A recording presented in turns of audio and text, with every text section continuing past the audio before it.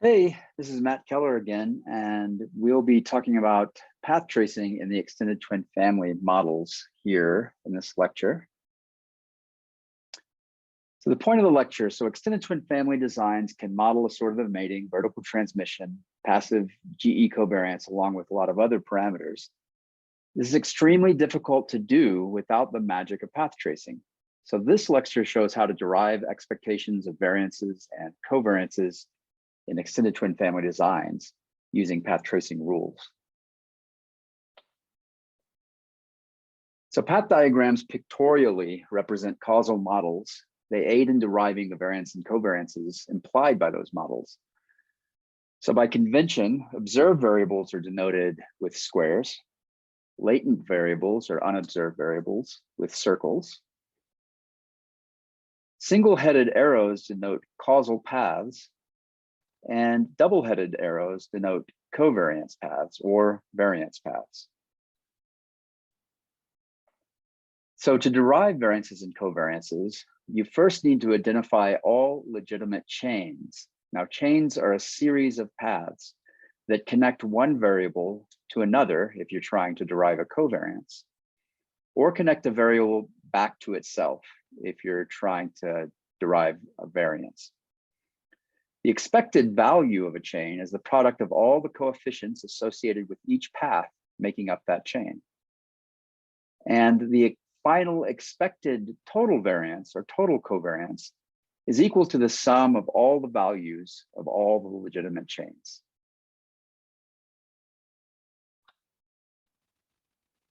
So how do we define legitimate chains?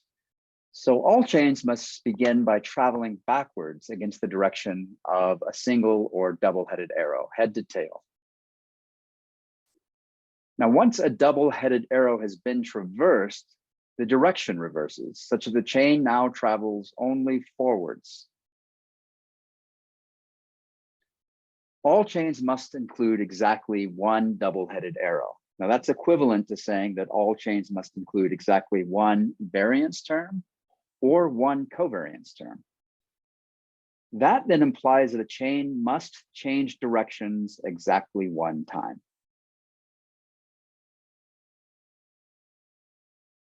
Finally, all chains must be counted exactly once, and each must be unique. However, it's important to recognize that order does matter.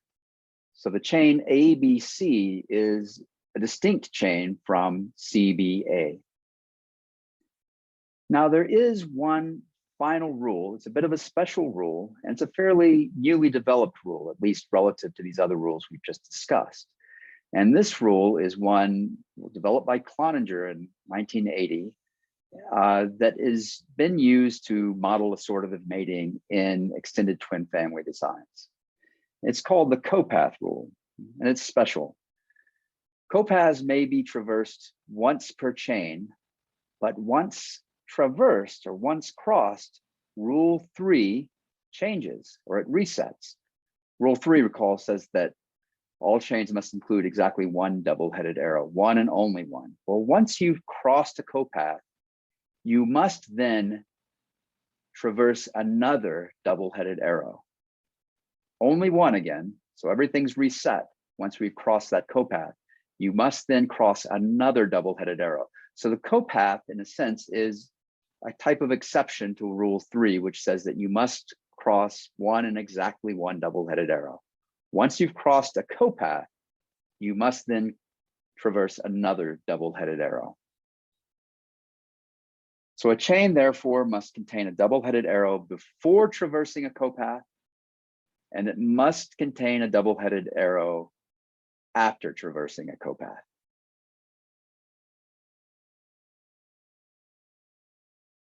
So let's do a path tracing example here just to give us some understanding of what we've just gone through. And it's a lot easier for me just to write this out than to have it on the PowerPoint, so I'll do that. So let's say we have a latent variable A and a latent variable B. We'll give these variances of VB for variance of B and a variance of VA for variance B. Notice that we're using the double-headed arrow to denote the variances of those. We'll also denote a covariance that exists between variables A and B as the covariance AB. Now, these are the path coefficients. VA, covariance AB, VB, these are path coefficients. There's also a direct effect of A on a variable let's call G. And we'll give that a path coefficient A, little a. I typically use the convention that lowercase letters denote the path coefficient and uppercase letters denote the value of the variable. And also a causal path from B to G, which I'll denote lowercase b. Also, let's denote residual variance of G, and I'll just denote that X. I don't really want to denote that VG because the variance of G is not equal to X. It's equal to X plus the variance coming from A and B. And finally, let's denote a causal path from G to a variable H, which I'll denote the path coefficient with a lowercase g. So, okay, we've got it set up. First thing let's do is, let me erase this here. First thing let's do is derive the covariance between, say, H and A. So what is the covariance between H and A? Well, the covariance between H and A is going to be all the legitimate chains between the variable H and the variable A. All right, so that will be G. Remember, we start against the direction of an arrow, so we're going to go in this direction. G. We can then take this arrow up again, A. We then need to have at least one double-headed arrow here, and so that could be VA. Okay, so that might seem to be the full covariance between H and A, but there is another way to get from H to A. And of course, to get the covariance between H and A, we're trying to get all the legitimate chains that start at H and end at A. Well, we've just derived one of those, GA, VA, but there is a second. So plus, now G again, times B times the covariance of AB.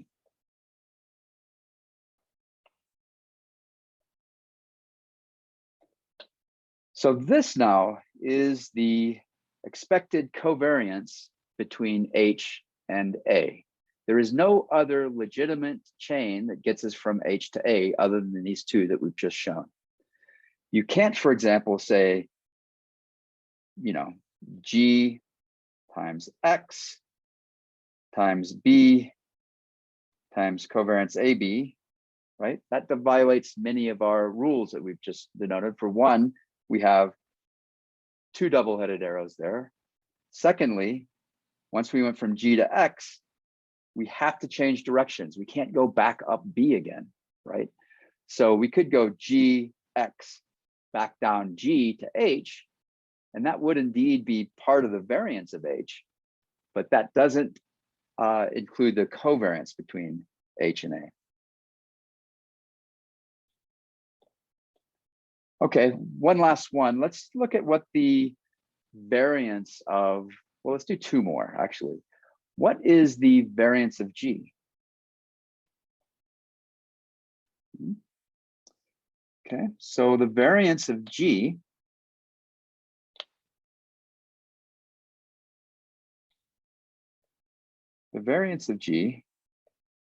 is going to be equal to, well, we can start with a simple one. It's going to be equal to X, right?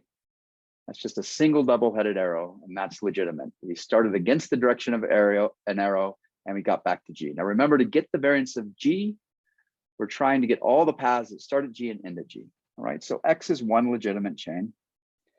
We can then also say it's B times variance of B, and then back to B again. So B, variance of B here and back down again, B. So it would be B squared variance B, right? We can do the same thing on the A path, A squared variance of A. And there's two more chains left. Plus B times covariance AB times A. Plus A covariance AB, B, right? So we first went up this direction, around there, and down. And then we went up this direction, around there, and down. Note that these two are different. These are different chains. They're different because the order does matter. All right. So this is the derivation of variance of G. There are no other legitimate chains that start at G and get back to G other than these four. Last one, what is the variance of H?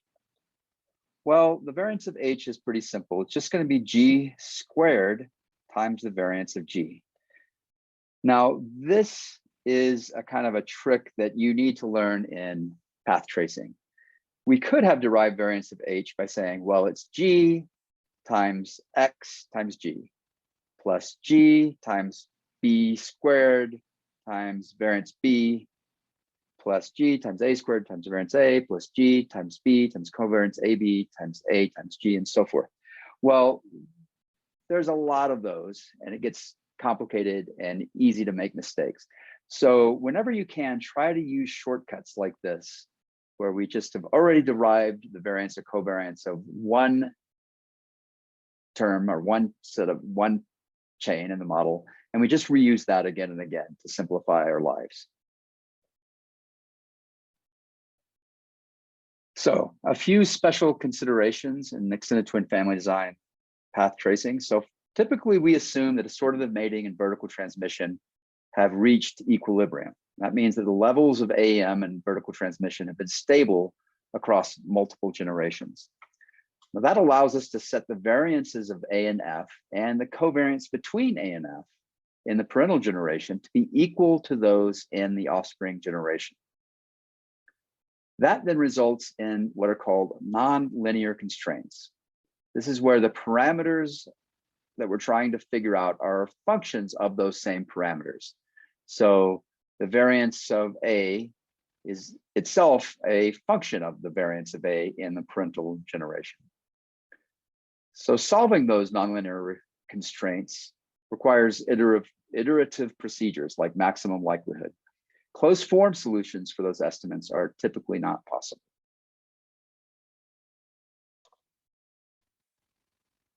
So here is a path diagram of the nuclear twin family design. I talked about this in the lecture on extended twin family designs.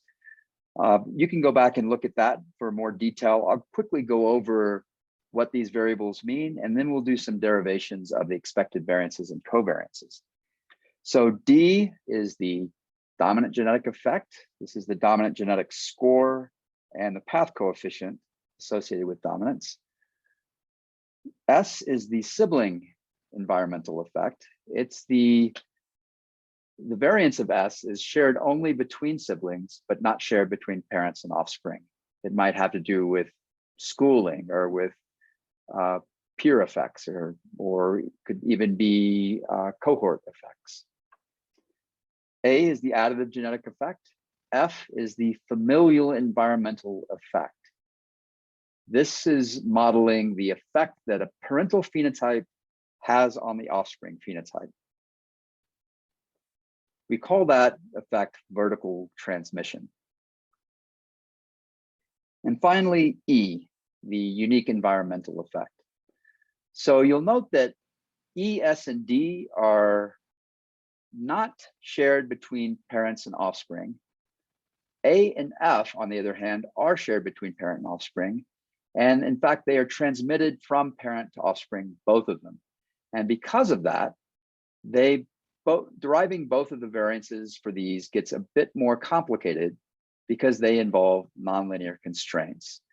The variance of F increases over generations due to vertical transmission.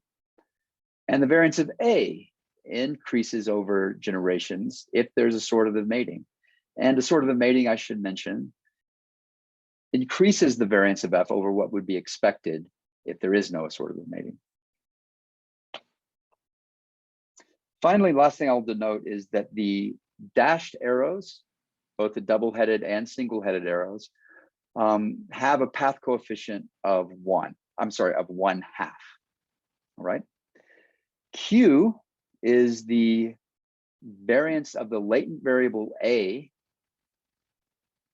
W is the covariance between the latent variable A and latent variable F, and X is the variance of the latent variable F. It's important to note that the variance of A, which is equal to Q, so Q is not equal to the additive genetic variance. It's not equal to what we would denote as VA, right? VA is equal to A squared Q. Okay, so Q is the variance of the latent genetic factor A. And by convention, all of these variables are going to have variances of 1 in the base population, but the variances of F and A will increase over time due to vertical transmission and or the effects of assortative mating.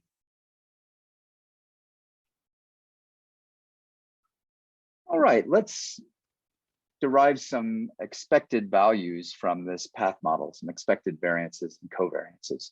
So the easiest place to start probably is deriving the variance of the phenotype. We're going to assume here for simplicity that the variance of males is the same as the variance of females. We could easily not make that assumption and we'd have plenty of information to estimate those separately. But for simplicity, let's do that here.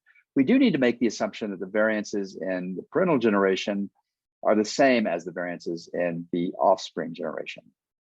So VP down here will be the same as VP up here.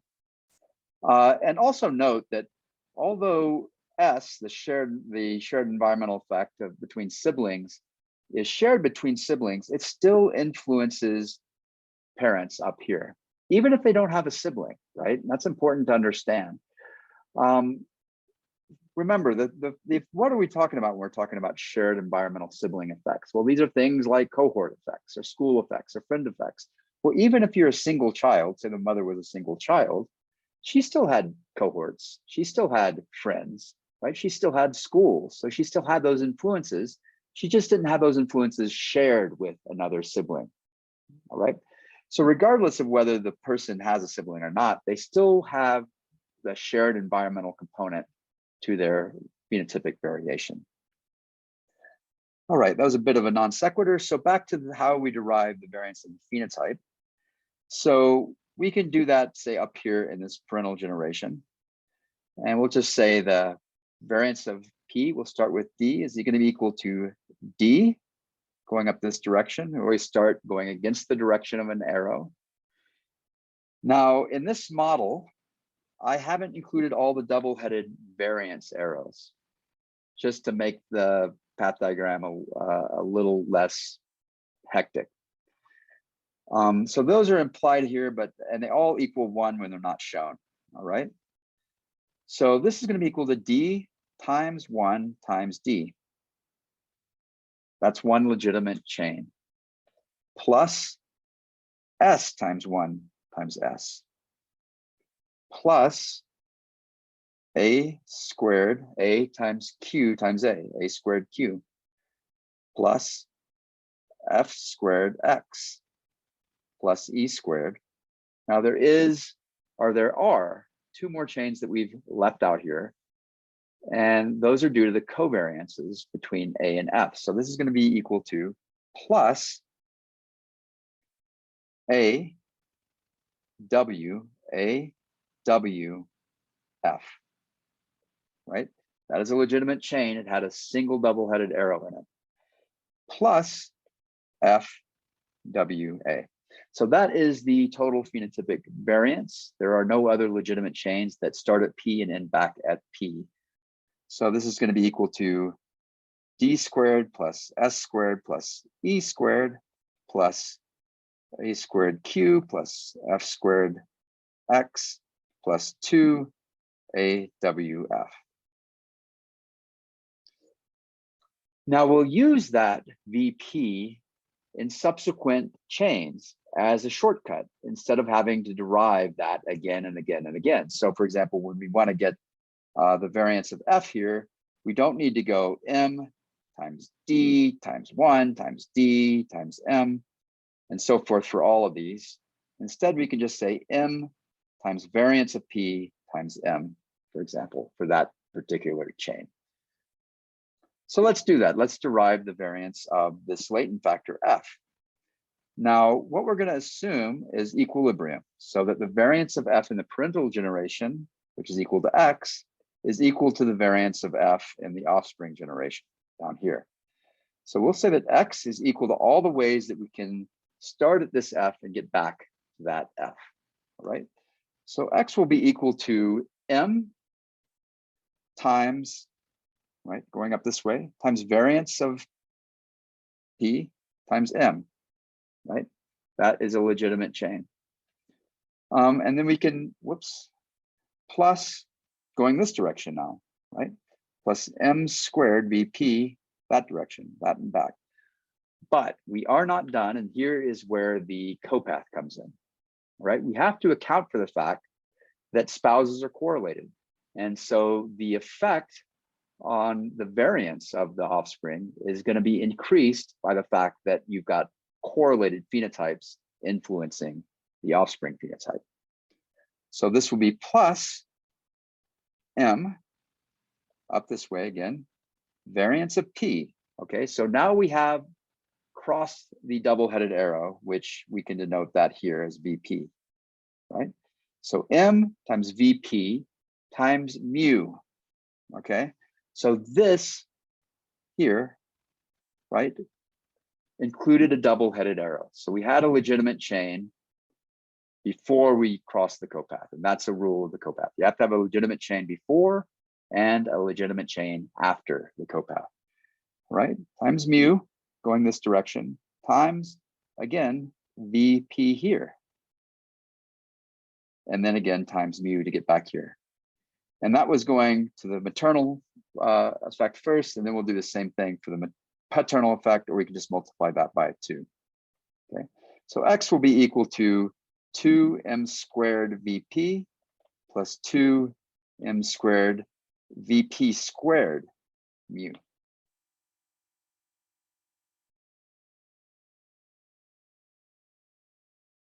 We can also derive the variance of A, the latent factor A. So that would be all the ways that we can start at A and get back to A. And the same way we have this issue with X down here, we can set that equal to the variance of A in the parental generation, denoted Q, right? This again will form a nonlinear constraint, right? Because Q will be itself a function of Q, all right? So how can we do this? Well, we're going to start here first with noting that there is a segregation variance here that denotes the within family variation in additive genetic effects. And that is going to be equal to 1/2 if the variance in the base population is 1. And I explained that in the video on extended twin family designs. All right, so the segregation variance there is 1/2 plus this pathway, all the pathways with dotted lines are 1/2, right? So plus 1/2 times Q times 1/2 again, right? Going back down to the A, all right? Same thing this way, right? Plus 1/2 Q 1/2, okay? But we are not done, because again, we have to be concerned about the fact that parental genotypes now are correlated if there is primary sortative mating. And I should have noted earlier that when we're modeling this as a copath just between the phenotypes of the parents, we're modeling phenotypic homogamy or primary assortment, okay? So plus, now we go up this path again, plus 1/2 up this way. Now we can get all the ways, we want to have all the ways to go from A down to this phenotype here. And we'll denote that with a shortcut that I'll call delta. So delta is going to be equal to the covariance of A and P, which is going to be, if you think about it starting here, or it's easier to look at it over here since I haven't drawn on so much. This is going to be equal to Q times A plus W, the covariance between AF, times F. Okay, so that's just a little shortcut that we'll use here. All right, so we're going to go up here half times delta to get down to P times mu to cross over here times delta again to get back up to A times a half. And that was going through the maternal genes. We can do the same thing through the paternal genes, which would be the same thing, a half delta squared mu times, actually a quarter since we've done it twice. Right, so Q is going to be equal to a half plus a quarter Q plus a quarter Q, which is a half Q, plus a quarter delta squared mu, quarter, so this would be a half delta squared mu. And that is our estimate of Q. And you notice that Q is here and here. Also, it's actually in there as well. So this is a nonlinear constraint. Now, do notice one last thing is that the additive genetic variance is not equal to Q. Q is the variance of the latent factor of A. So VA, the additive genetic variance, is A times Q times A squared Q.